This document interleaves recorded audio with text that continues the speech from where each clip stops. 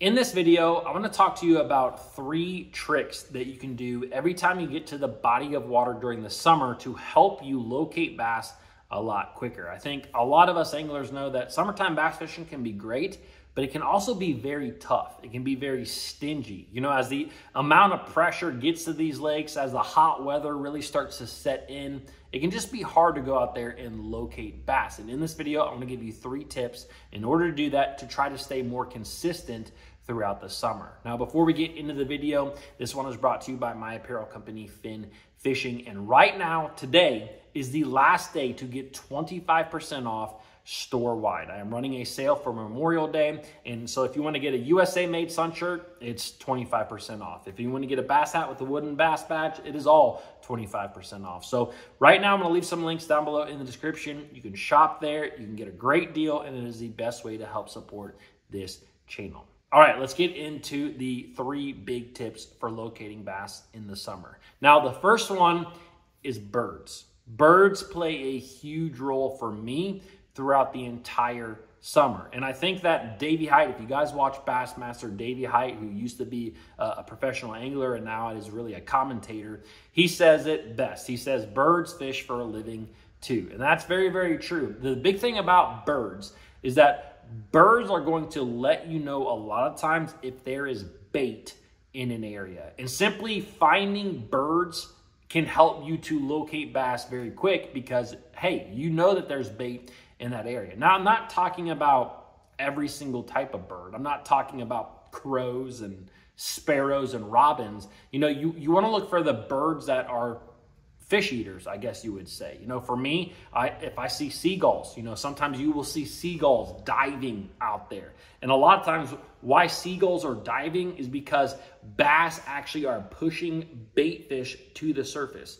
So the seagulls see that and they're going to be down there, and you can actually find a lot of schooling activities, schooling bass, and catch them that way. Now, sometimes it's not just bass or largemouth or smallmouth or spotted bass. Sometimes you have stripers that are doing that. Sometimes you have white bass that are doing that. So even though you see seagulls diving and there's bait in the area, it may be a different species, but still, hey, sometimes in the summer, it's just fun to catch whatever is biting. Now, that's not the only one. Sometimes I'm simply looking for, you know, blue herons or egrets. There's another white bird, I can't think of the name of it, that if I see those on the bank, sometimes that, again, it allows me to know, hey, there's bait in that area. You know, actually, I once was going down the bank and I saw a blue heron kind of perched up, you know how they are, and I got really close to it, and that blue heron was looking at a bluegill bed. He was actually trying to eat those bluegill that were on that bed, which that's a big thing for a blue heron, but whatever, I guess. Anyways, I thought it was really interesting, and you know, I feel like there may be times of the year where you could go around, look for birds on the bank, blue herons maybe, and find some bluegill beds. I don't know if that's always going to happen, but anyways, it happened this one particular day. Now, it's not just those birds. I even one time I saw pelicans. I was down in Florida fishing, and I'm fishing the bank, flipping grass, right? Doing kind of my typical, like, I love flipping grass down there. I saw pelicans hitting the water. It was literally like a bomb going off because pelicans are big. I turned around, I went out there, and I caught bass over like 50 feet of water, which is really deep for Florida, but it was just this particular lake. Really deep water, catching bass that were under pelicans. So birds are a really big deal. I really like to pay attention to birds. Let's talk about the next thing that I always look for, and that is shade. Shade is a huge component to pretty much any type of summertime fishing.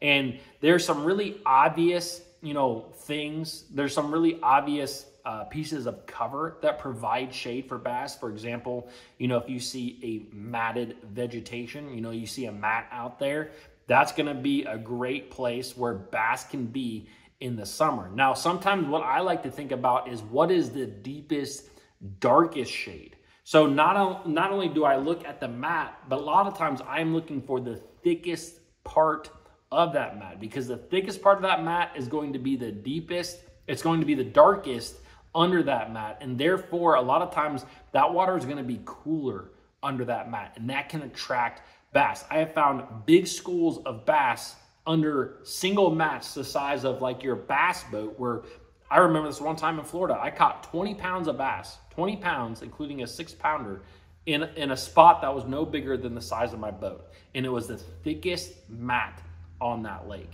And so anyways, mats, shade, that's what I look for. Another thing is docks. Same thing with a dock though. What is the deepest, darkest part of that dock? Because that's usually where the bass is gonna be. It's also usually the trickiest part to get to. So you're gonna wanna practice your skipping a little bit. The other thing that you wanna think about when it comes to shade, and this is a little bit more advanced, is thinking about shade when it comes to offshore structure. If you are fishing brush piles, you know, light is going to penetrate that water more than likely if you're fishing a clear body of water. And sometimes it may be too dark for the bass to even care about in the water. But I've seen it before where I saw it down on Lake Hartwell. And this was, it blew my mind, because I realized that the bass were hanging on these cane piles and these submerged trees, but they were typically on the shady side. So as the sun was up, those fish would hang in the shade, even though they were under the water. So it's just something that you don't always think about. And it helped me to be able to position and make a really perfect cast, my first cast, because if I knew I fished on the shady side of the tree underwater, I would catch a fish. So you always have to think about shade a little bit differently. Like I said, that's a little bit more advanced, probably going to take some electronics for you in order to do that. All right, let's talk about the next big thing. This is huge. It is something that I always look for out during the summer, and that is current. Current. Now, current can not only come from like river impoundments or lakes that actually, you know, have a dam on them where they draw current throughout the day, but it can happen on any lake out there. And a lot of times current can come from the wind. You know, if you have wind that will push the water, not only is it pushing the water, creating current, but sometimes, especially if you live up in the north, even in the south, if you have enough wind, it will actually push so much water into areas. For example, Lake Erie, if the wind is pushing in a certain direction, it will raise the water on that side of the lake. It is pushing that much water.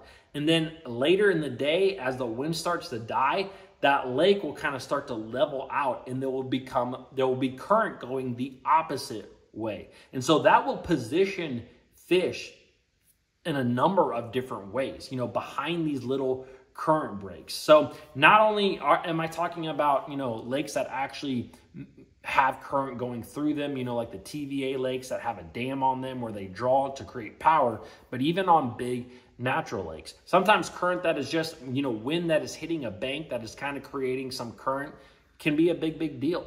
So I am always looking for current. Another big thing is shallow water fishing, like up in creeks. Sometimes during the summer, I like to go into small creeks, and if they have current moving through them, I mean, that is an absolute, like, you're gonna catch them there almost every single time. You have a little current coming through that creek.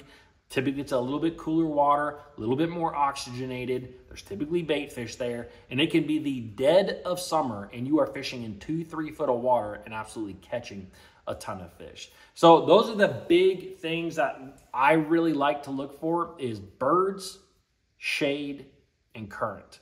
Keep that in mind the next time you're fishing in the summer. Guys, I hope you enjoyed this video. This is my most recent one, and here's a link for fin fishing. I will see you guys tomorrow.